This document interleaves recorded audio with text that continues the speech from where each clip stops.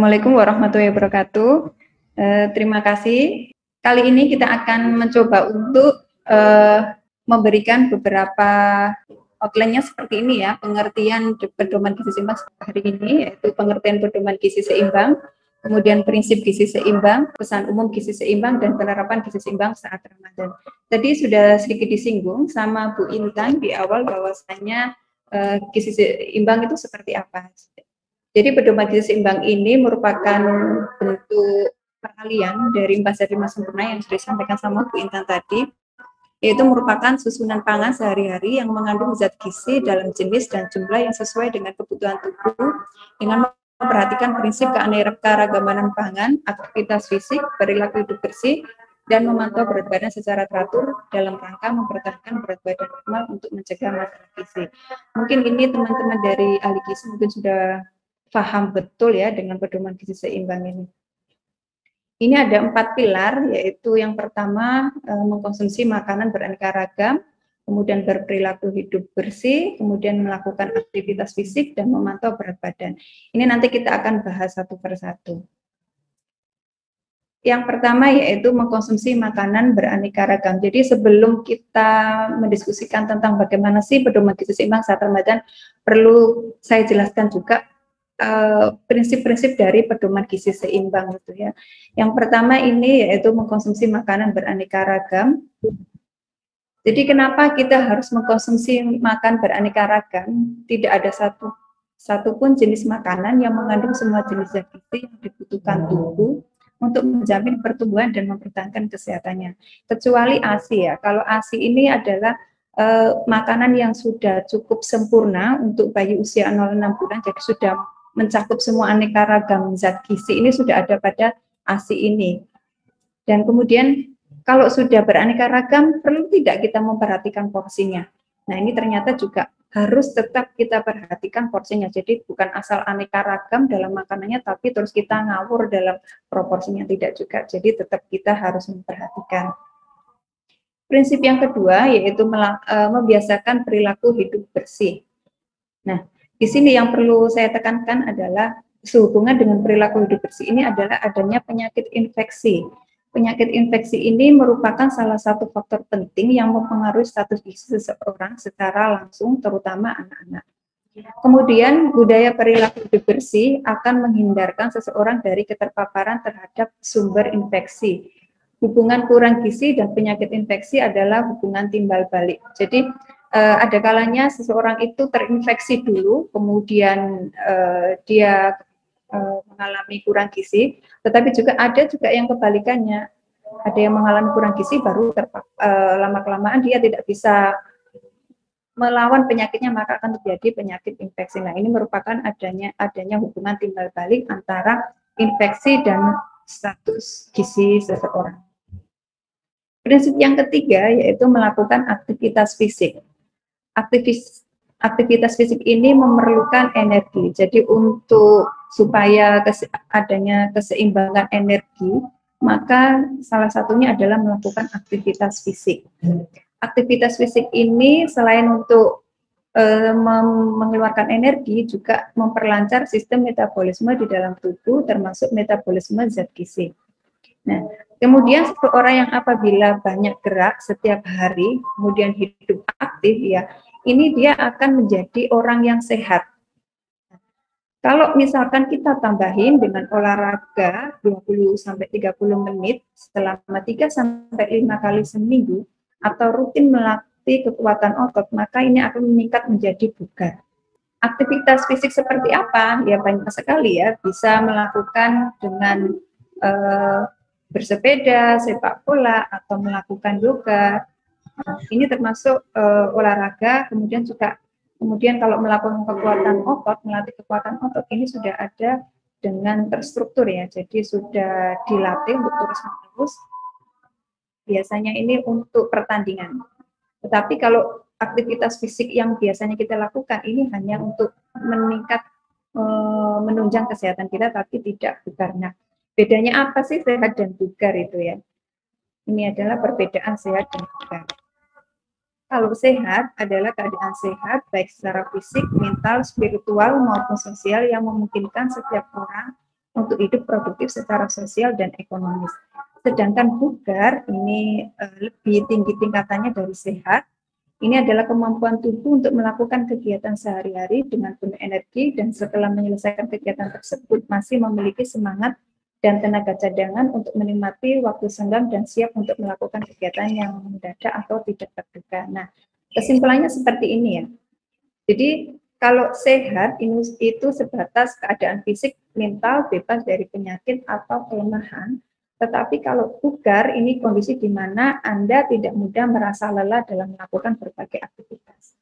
Jadi aktivitas fisik ini sangat perlu sekali untuk menunjang kesehatan dan kebugaran kita dan termasuk di dalam pedoman gizi seimbang. Kemudian pilar yang keempat dalam pedoman gizi seimbang ini adalah memantau berat badan untuk mempertahankan berat badan normal. Kenapa sih kok kita harus memantau berat badan secara teratur, paling tidak 1 bulan sekali? Ini apabila terjadi penyimpangan, ini dapat segera dilakukan langkah-langkah pencegahan dan penanganannya sedini mungkin.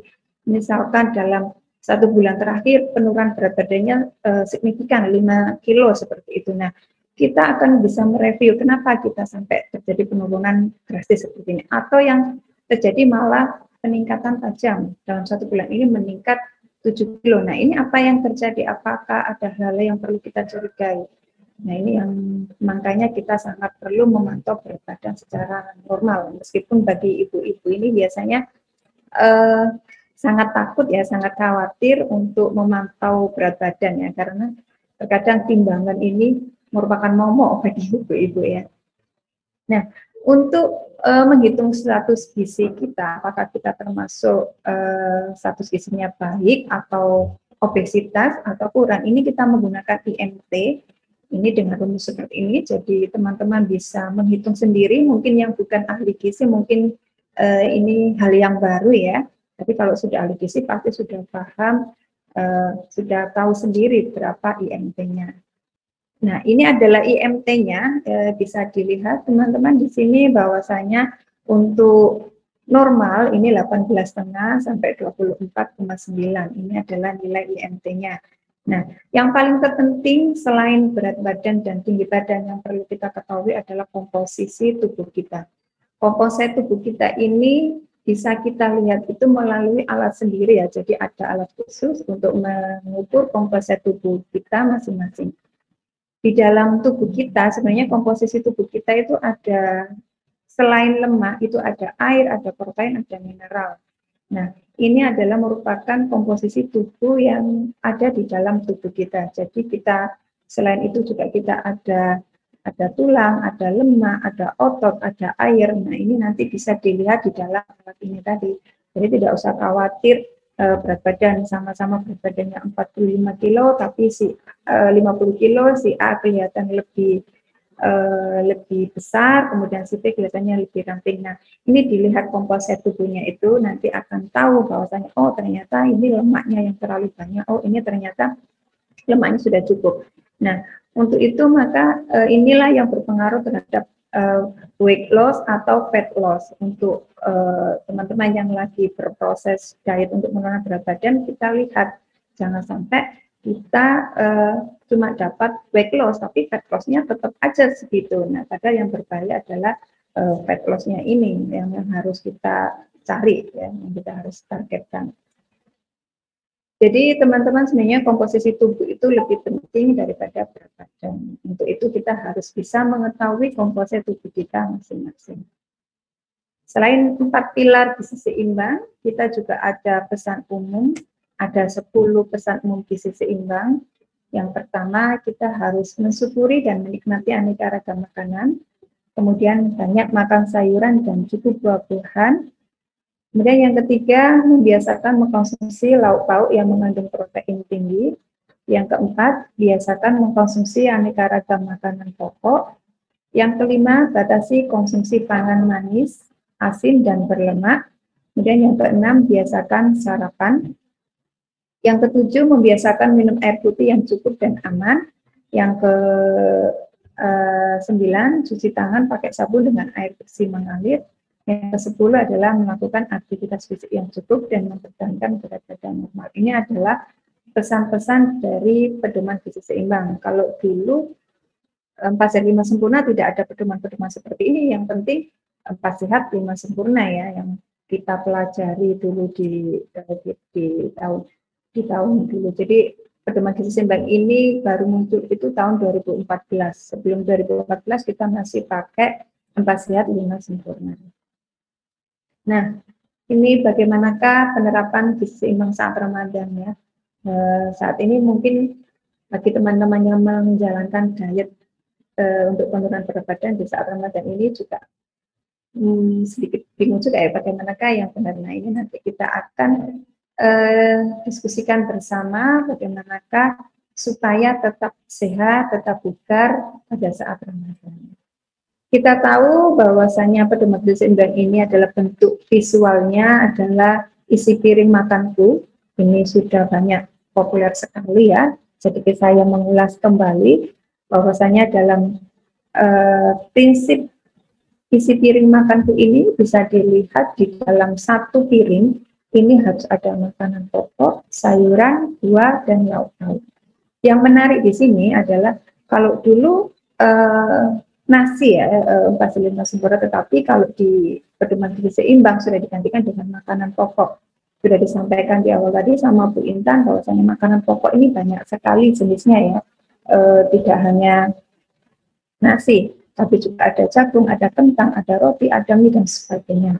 Kemudian yang menarik lagi dalam piring makanku ini adalah porsi sayuran.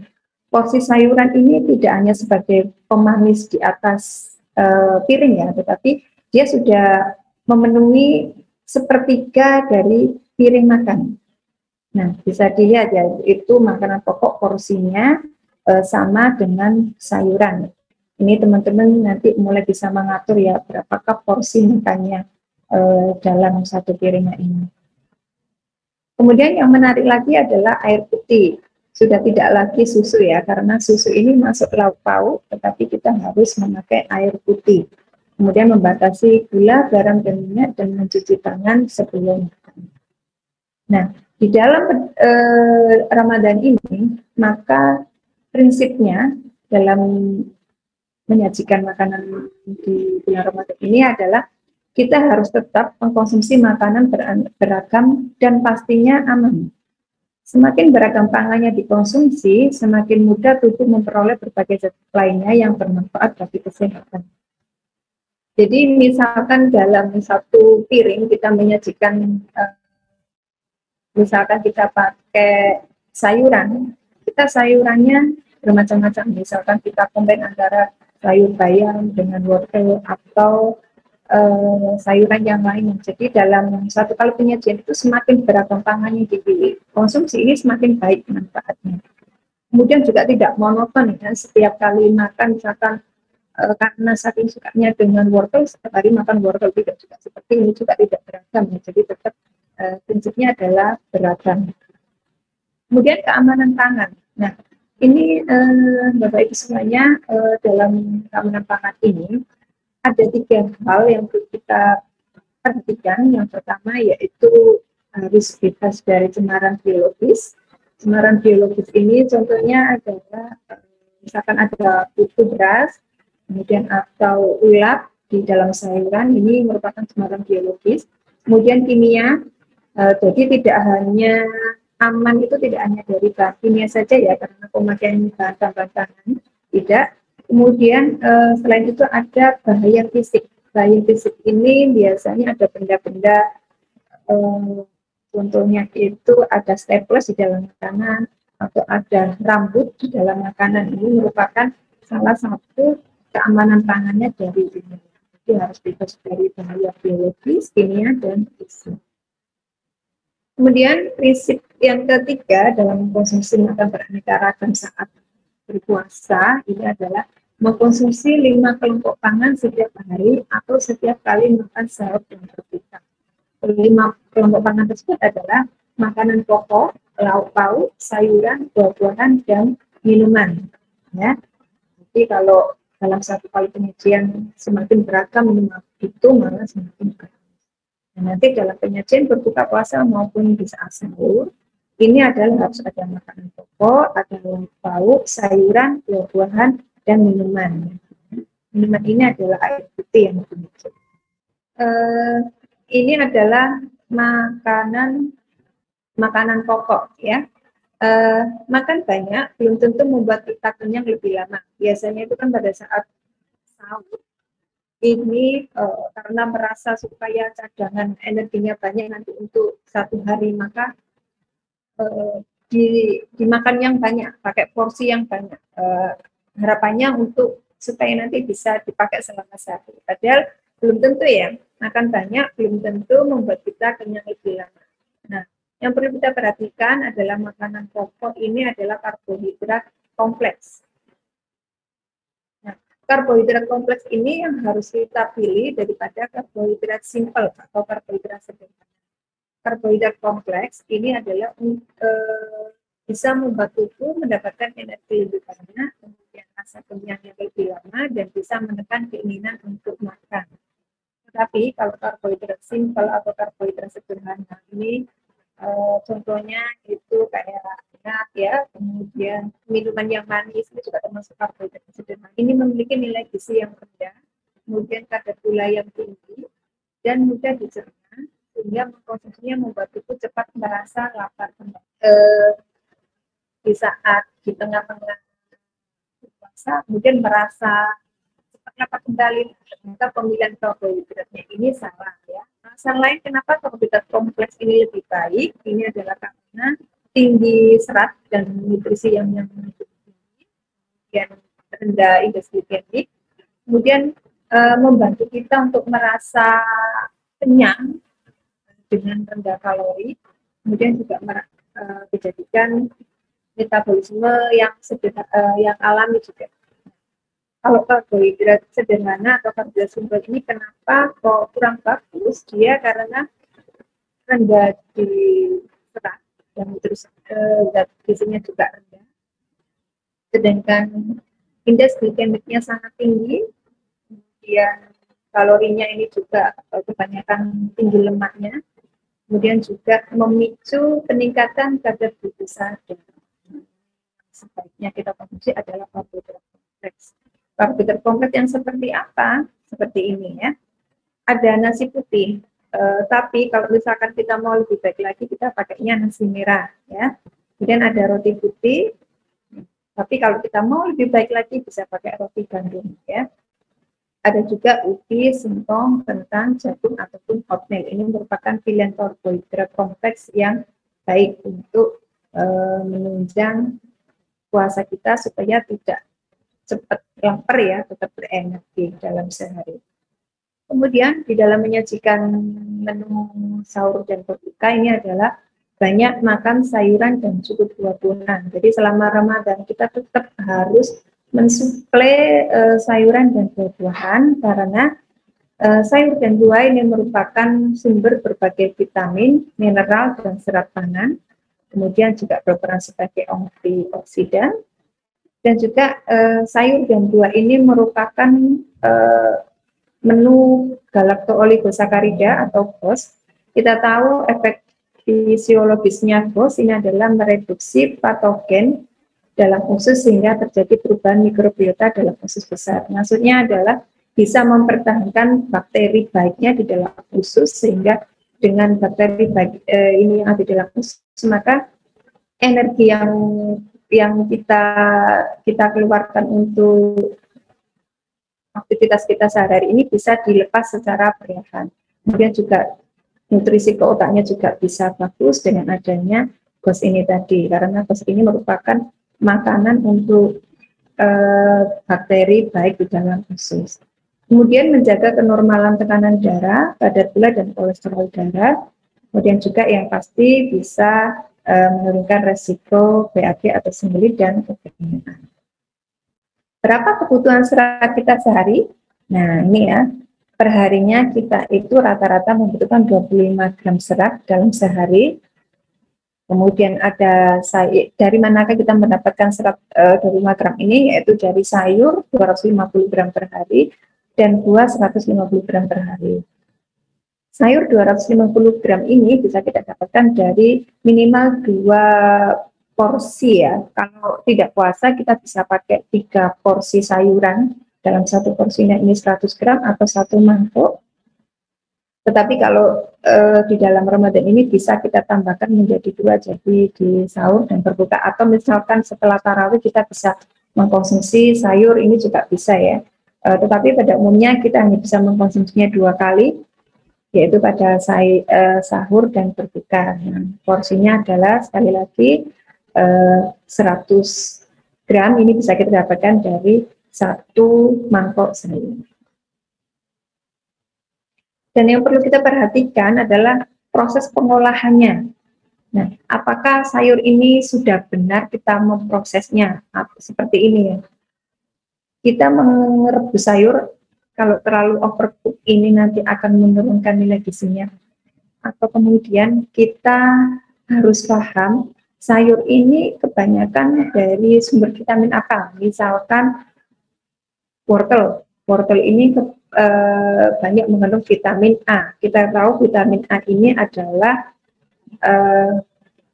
yang banyak diserap dengan adanya lemak, karena vitamin A, D, E, K ini merupakan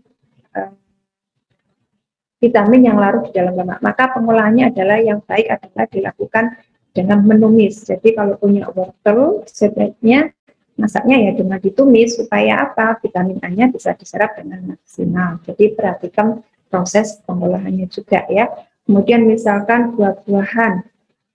Buah-buahan baik mana, di jus atau dimakan utuh. Nah, kalau dimakan utuh ini pastinya lebih baik daripada yang di jus ya. Apalagi jus yang ada gulanya ini juga sangat berbahaya.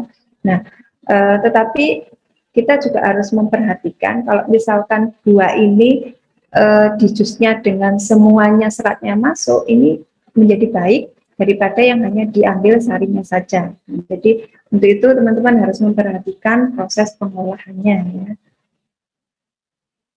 Ini beberapa manfaat sayur dan buah saat berpuasa. Yang pertama, nanti bisa mencegah letih, lemas, dan lesu saat berpuasa ya. Kebugaran tubuh selama berpuasa dipengaruhi oleh menu santap, sahur, dan berbuka. Memasukkan buah-buahan dan sayuran ke dalam menu sahur dan buka menjadi sebuah keharusan. Dengan begitu, kebutuhan tubuh akan vitamin, mineral, dan serat terpenuhi. Ya, teman-teman yang sering merasa letih, lemas, dan lesu, ini perhatikan konsumsi buah dan sayurnya, apakah sudah sesuai atau belum ya. Kemudian membuat rasa kenyang tahan lama ya. Karena di dalam sayur dan buah ini terdapat kandungan serat yang terbilang tinggi. Setiap makanan yang tinggi serat akan bertahan lebih lama dalam usus. Hal tersebut menjaga stabilitas kondisi perut sehingga terasa kenyang dan lebih tahan lapar. Nah, ini teman-teman yang kadang jam 10, jam 11 ya sudah mulai lapar ya, apalagi jam segini. Ini perhatikan ya, perhatikan kembali berapakah konsumsi sayur dan buahnya.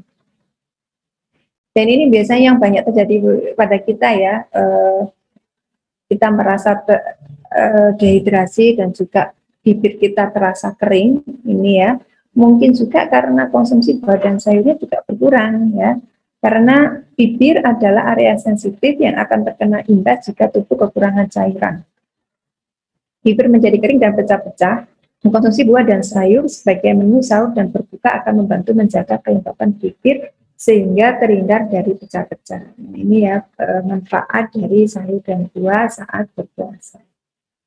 Kemudian penyajian makanan yang tidak kalah penting adalah mengkonsumsi lauk pauk yang mengandung protein tinggi. Nah, teman-teman kita harus juga bijak memilih protein ini ya, tidak asal protein kemudian kita konsumsi lauk pauk yang penting beragam, tidak juga seperti itu. Kita harus juga memilih protein yang rendah lemak karena ini adalah yang baik untuk tubuh kita. Seperti ayam tanpa kulit, kemudian semua jenis ikan ya, kecuali ikan belut. Kalau ikan belut lemaknya tinggi, jadi perlu dihindari, boleh tetapi tidak sering-sering dikonsumsi. Kemudian yang baik lagi adalah putih telur, ikan teri, kemudian tempe, kemudian minuman susu berprotein. Ya. Jangan lupa teman-teman sekedar mengingatkan saja minuman susu ini perlu tetap kita konsumsi dengan lemak cukup dan gula rendah. Jadi baca kemasannya ya, baca labelnya, apakah dia termasuk lemak tinggi atau gulanya juga tinggi. Karena sekarang banyak sekali produk-produk susu berbagai jenis, misalkan ada kayak jenis full cream, ada jenis low fat, ada skim. Nah, ini yang mana yang perlu untuk kita konsumsi, ini bisa sesuai dengan kebutuhan kita masing-masing. Dan terutama untuk perempuan ya, karena kita sebagai perempuan ini nanti akan terjadi menopause. Nah, saat menopause ini resiko osteoporosis sangat tinggi lagi karena berbagai hormon sudah mulai menurun. Nah, untuk mencegah terjadinya osteoporosis maka perlu juga minum susu ya, 2 gelas per hari, ini untuk menyimpan sebagai simpanan kalsium kita nanti di saat hari tua. Dan mengolah protein ini ya, lauk pauk ini tidak boleh dengan cara digoreng atau dengan santan kental. Ini jadi harus dihindari. Boleh tapi beberapa kali saja, tidak setiap hari untuk kita goreng dan atau dengan santan kental. Yang tidak kalah penting dalam Ramadan ini ya, saat berpuasa ini adalah minum air putih yang cukup ya. Karena air merupakan salah satu zat gizi makro esensial dan 2/3 dari berat tubuh kita adalah air. Air putih ini juga menjadi tubuh kita akan tetap terhidrasi dengan baik. Berapa sih kebutuhan cairan normal kita? Jadi pada umumnya kebutuhan kita itu 30 ml per kilogram berat badan.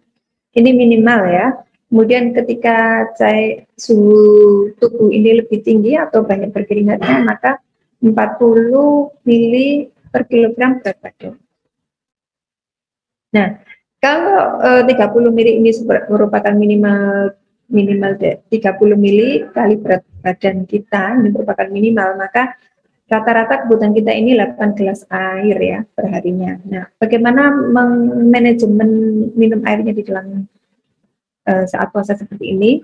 Bisa seperti ini ya, 1 gelas setelah bangun sahur, bangun tidur itu ya, kemudian 1 gelas selepas sahur, kemudian 1 gelas saat berbuka puasa, 1 gelas setelah sholat maghrib, 1 gelas setelah makan malam, kemudian 1 gelas setelah sholat isya, 1 gelas setelah sholat tarawih, dan 1 gelas sebelum tidur. Nanti tetap tubuh kita mendapatkan cairan yang cukup, jadi tubuh kita bisa terhidrasi dengan baik.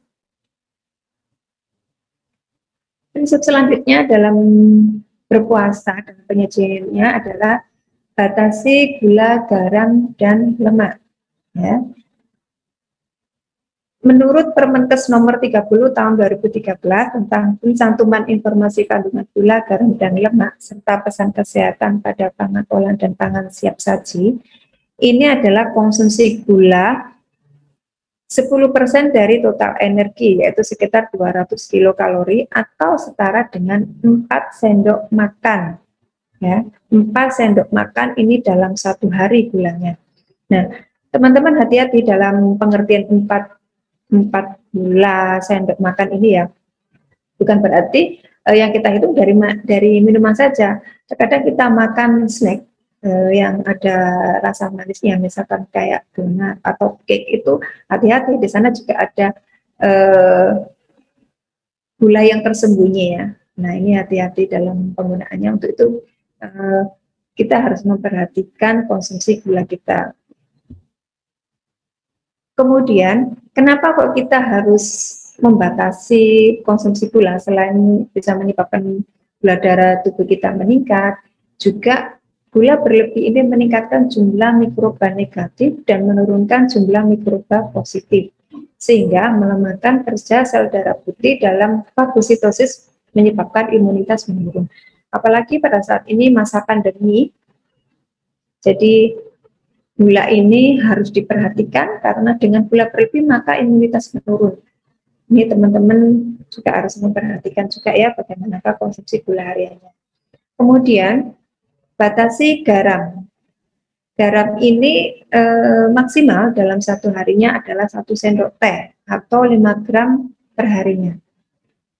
Kenapa kita harus mengurangi konsumsi garam selain karena untuk mencegah peningkatan tekanan darah kita, ini juga konsumsi makanan tinggi garam ini adalah bisa menyebabkan dehidrasi, kemudian haus, juga lebih merasa lapar. Ini di bulan Ramadan ini, kenapa kok kita kadang sering merasa haus? Ternyata penggunaan garam di dalam tubuh kita ini terlalu berlebih ya, lebih dari 1 sendok.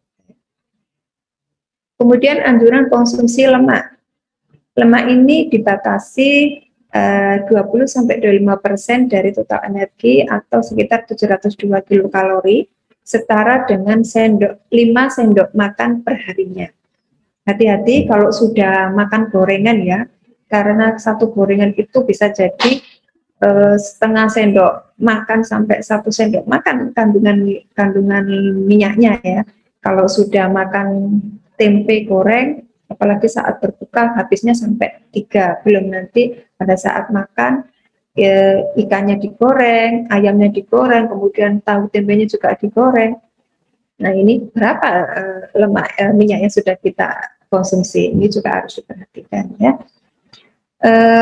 Kenapa kita harus memperhatikan lemak? Selain dapat meningkatkan profil lemak di dalam tubuh kita, ini juga lemak sumber energi yang tinggi ya, energinya itu 1 gram lemaknya itu 9 kilokalori, jadi butuh waktu lama untuk mencerna, membutuhkan energi yang tinggi untuk metabolisme sehingga tubuh ini cepat lelah.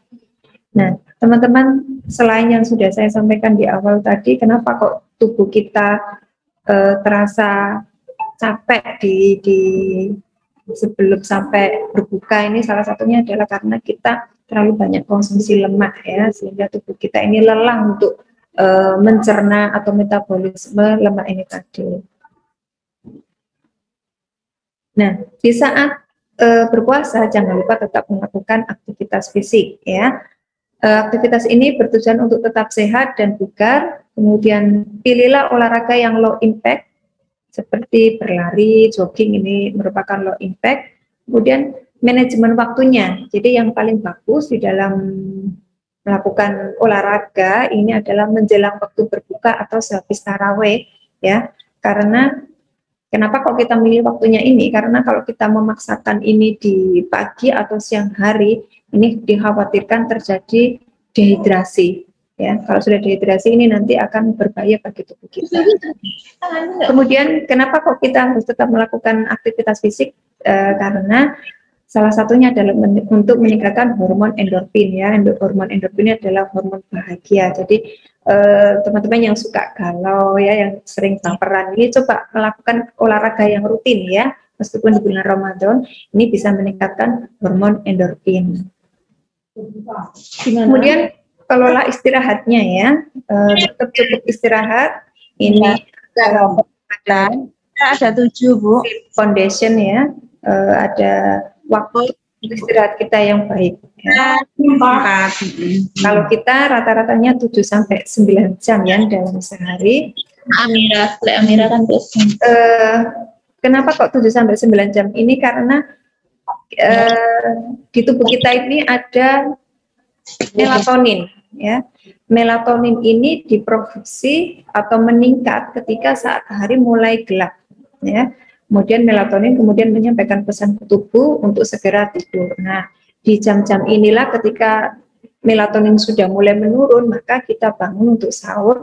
Nah, ini kenapa kok teman-teman setelah sahur ini, setelah salat subuh dimohon untuk tidak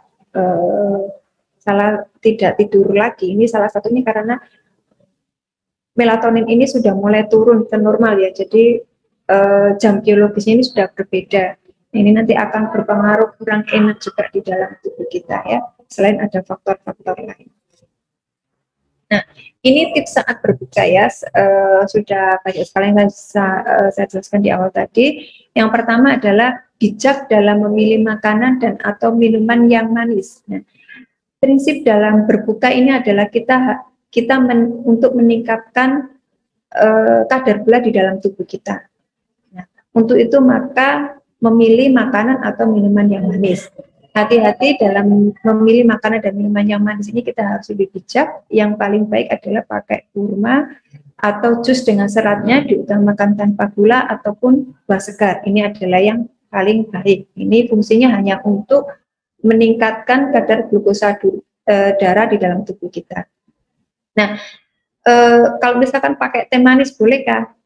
Boleh saja ya, asalkan gunanya dibatasi ya. Dalam satu gelas itu paling tidak hanya 7% dari cairannya. Jadi bisa kita hitung kira-kira 1 sendok. Jadi 1 sendok teh. Nah, teh ini harus kita kombinasi dengan buah ya. Karena untuk mempertahankan gula darah di dalam tubuh akibat dari minum manis ini supaya tidak langsung turun drastis, ini kita pakai di buahnya ini tadi untuk mencegah penurunan gula darah secara drastis. Nah, jadi setelah berbuka, segera berbuka, makan atau minuman yang manis dengan ada seratnya ini tadi ya. Kemudian saat berbuka ini, pada awalnya kita saat berpuasa itu bentuk usus ini mulai mengkondisikan, jadi dia akan agak mengecil karena dia tidak ada aktivitas yang padat ya di dalam usus ini, maka ususnya akan sedikit mengecil ya saat berpuasa. Organ pencernaan tidak bisa mendadak sanggup mengolah dan mencerna makanan berat dalam jumlah besar, sehingga saat berbuka dengan porsi kecil, kunyalah perlahan dan minum hangat ya untuk relaksasi peristaltik ususnya ini tadi ya. Untuk merangsang peristaltik usus ini jangan sampai kita terus berbuka langsung dengan porsi yang padat ya, porsi yang banyak sekali, sehingga usus kita nanti akan kaget ya, kaget dengan menerima yang terlalu berat ini, terlalu banyak. Ini tadi dampaknya biasanya perut langsung merasa sakit. Nah, ini banyak teman-teman yang merasa berbukanya sakit perut, maka diperhatikan ya porsi dari makanan tadi. Kemudian setelah sholat maghrib, makanlah dengan makanan utama dengan prinsip gizi seimbang dengan porsi secukupnya dan konsumsi air putih yang cukup ya. Sudah saya jelaskan tadi bagaimanakah prinsip gizi seimbang ya, sudah di awal tadi. Dan tentunya porsinya secukupnya ya. Nah, setelah sholat maghrib ini kita makan makanan utama, nanti setelah sholat tarawih bisa kita menggunakan atau mengkonsumsi camilan yang sehat ya. Camilan sehat ini tadi juga rendah lemak seperti yang sudah kita sampaikan tadi ya. Jangan yang terlalu banyak gorengan, jangan terlalu banyak gula ya, jangan terlalu asin. Nah, menu-menu ini biasanya menu khas ya, makanan khas. Bagaimana kita mendapatkan langsing ya kalau menu berbukanya seperti ini ya. Bisa jadi setelah yang tidak kita perhatikan ya, yang penting manis, ternyata manisnya seperti ini ya. Jadi kita harus tetap berprinsip bagaimanakah bijak dalam memilih makanan yang manis, yang tidak meningkatkan kadar glukosa darah tubuh kita meningkat dan juga tidak meningkatkan berat badan kita. Kemudian ini tips saat makan sahur, yang paling baik adalah mengakhirkan waktu sahur ya. Kemudian makan dengan porsi normal sesuai prinsip gizi seimbang, kurangi makanan yang terlalu manis dan tinggi gula karena justru membuat tubuh lemas di siang hari. Kemudian hindari makanan terlalu asin karena dapat menyebabkan cepat haus, dan minum cukup air putih seperti yang sudah saya sampaikan di awal. Demikian teman-teman yang dapat saya sharing, dan saya mewakili Divisi Persagi Bojonegoro mengucapkan selamat berpuasa bagi teman-teman yang menjalankan ibadah puasa. Demikian Mbak Farah, saya kembalikan kepada moderator. Terima kasih. Wassalamualaikum warahmatullahi wabarakatuh.